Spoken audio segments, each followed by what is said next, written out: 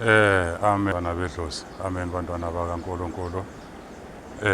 Ngila esizibeni engicela nje ukuthi sike sikhulume nje ngomfula, ikakhulu phezu kwabantwana bedlozi abahlushwa imfula. Sengiqedile ukusebenza as usual, angena emanzini nekhamera sengisebenza, kodwa mesengiqedile ukusebenza-ke ngabuya-ke sithi ukukhuluma-ke phezu kwesimo.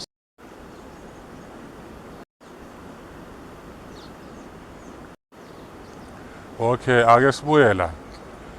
Kunesithunywa okuyisithunywa sakini esenkaba, kube yisithunywa sezulu esikaMdali. Ngizoyihlukanisa lezi zinto ukuze nizazi ngoba nina akumelanga nithwase. Into inje, kunomuntu ophethwe isithunywa sakubo senkaba. Umuntu ophethwe isithunywa sakubo senkaba isimembethe, kuyayenzakala ukuthi isithunywa sakho sambe nezikhwama, sambe nezikhwama zobunyanga zokulapha. Kube kuyisithunywa kodwa uthe moqala wena kwaqala kwafika ingubo emhlophe phezu kwakho. Kuthi mosokuhamba isikhathi umangale manje sophupha ubuhlali. Alright, lapho kwenzakalani? Umuntu onjalo uzophuphiswa iy'ntaba, aphuphiswe ihlane noma atshelwe ngehlane, atshelwe ngentaba ukuthi akukhuphuka intaba, athi noma afakwe emfuleni bese-ke sekaphupha isiziba. Loyo muntu loyo uwumuntu obhodlayo, uthi uyathandaza wena uyabhodla, uthi uyahlala uyakhuluma noma ukhuluma nomuntu noma uhleli uyazamula uyabhodla. Okusho ukuthi isithunywa sakho sihamba ney'thunywa ezesikhwama, kusho ukuthi kunabo omkhulu bakho ababelapha. Manje labo bantu sebatete kuphi la ey'thunyweni ey'ngilozini zakini. Wena kusho ukuthi ngamanye amagama isithunywa sakho sihamba nobunyanga nobugedla, not ngobungoma.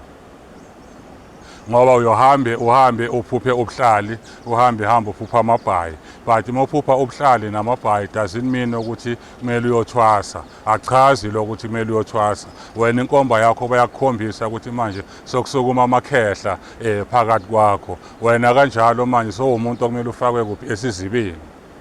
Uyophakamisa isimo samakhehla, ongena esizibeni uzohlangana nobunyanga bakini. Angithi so umuntu onjalo bazalwane umuntu okungamelanga shesha jahwe ngeinkamba, ngoba uzomele wenze igobongo uzoyiphuphela. Labantu bayayikhulumela, abantwana benkosi bayayikhulumela izinto awuzizwa ngomunye umuntu, bayavela kuwe emaphupheni. Mebalifuna igobongo eselihlambulula manje ubunyanga nobugedla, not isithunzi.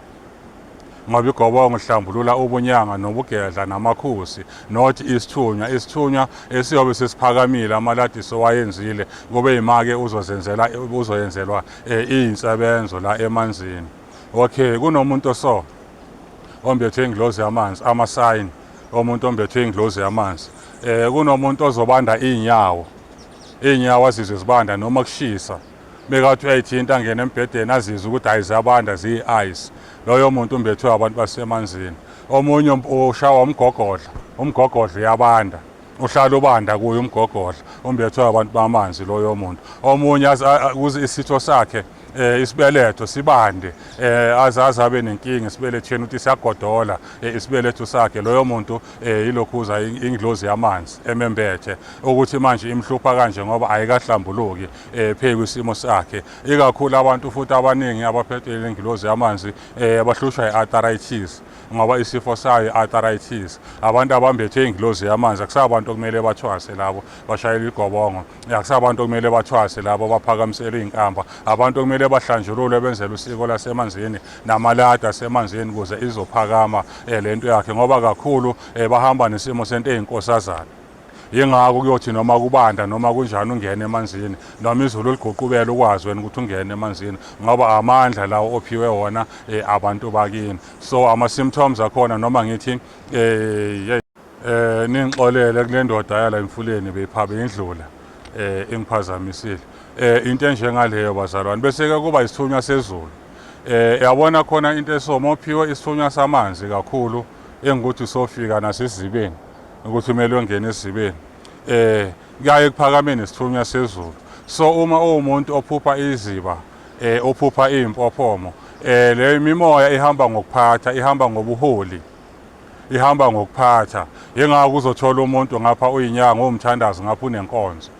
so angeke uzobe inyanga yangapha emanzini umbolelwa ngesimo semfihlakalo yamanzi yeziba ungaholi ingane zakaNkulunkulu. Lento ihamba nobuholi nobuphathe ikakhulu-ke sokuhlangana kuyohamba bese-ke sokuphakama nani nokhololo ney'mpurampura okuchaza ukuthi ingilozi yakini manje ihlangane nengilozi yani yezulu ukuthi wena manje ukhuleka kabili esigodlweni sakho nasesontweni kuyoba nengane zakaNkulunkulu ezofika kuwe ozoyihola kodwa uyiholela phezu kwisimo sani senkonzo yabantu abadala ngokusimo sani sesikhwama sakini ngoba lezi siphiwo sakini okusho ukuthi umkhulu bakho abantu bakini kudala bebanenkonzo kudala manje mebayivusa le nkonzo mebaletha isikhwama kuwe baletha isikhwama sesihlangene vele ukuthi yebo uyosebenza ngemithi uyosebenza ngamakhambi usebenze ngewasho ubuye uhole futhi abantwana bakaNkulunkulu ngoba bebafaka okhololo usekudirector lapho isithunywa sakini esenkaba manje kukancane ukuthi uzothi wena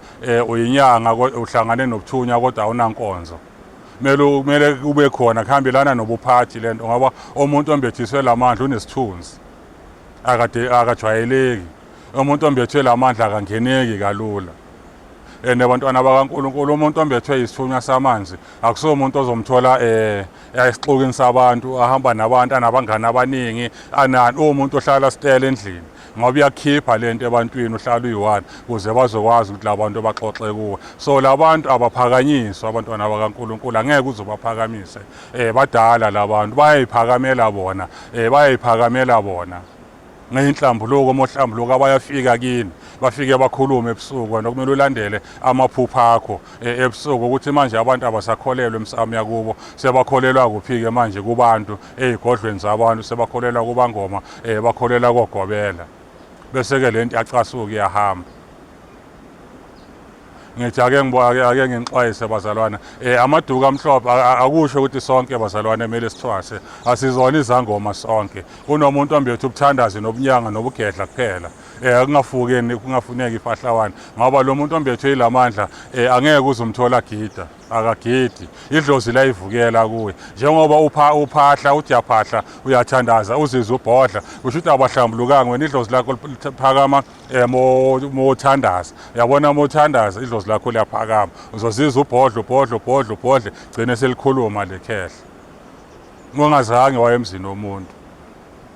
And then number 2 izinto ezenziwa la emfuleni eqondane nawe asiye endlini yomuntu yengakuzwa labantu bathi asifuni ukuthwasiswa akusabantu abathobayo abagobi labantu abathobela abanye abantu abantu abambethe le mimoya abantu abanenkani the most banenkani abafuni ukutshelwa hayi ukuthi basitabone cha benzwa yile mimoya namanje ngisasho ukuthi mophethe ile moya avoid inhlanga avoid ugcatshwa ngoba kunendlela uqinisa umuntu ombethwe ile mimoya ngoba iyayilwela. And abazalwane into engizofuna ukisho ukuthi yabona le mimoya la emanzini iyakwazi ukusebenza ingekho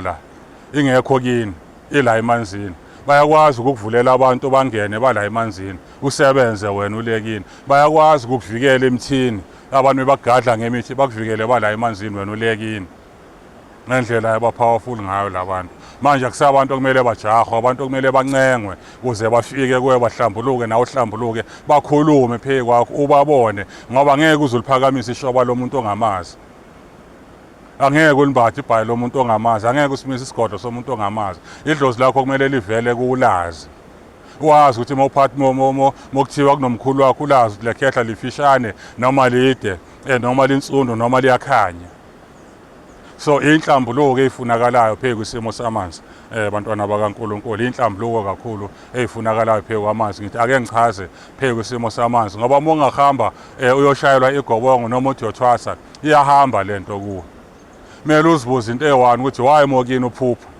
why mokini bakwazi ukukuvikela bakubonisa imfihlakalo molele uvuka umbone umthakathi kodwa wangena kagobela iyavaleka yonke lento mokini impilo iba ngcono kodwa once waqala wathi uyothwasa kuvele kube mnyama kakhulu ngoba yinto abangafuni ukuthi uyenze le abantu bakini hayi ukuthi bazalwane sonke kumele sithwase asithwasa inyanga ziyaphakama zahlanjululwa uyamiselwa izinto la pheke komfula ngusiko lasezibeni into zakhe uyiphakame zibe right. Cha nami bengithi akukho okuningi engizokusho ngizoloku ngiza nje kancane.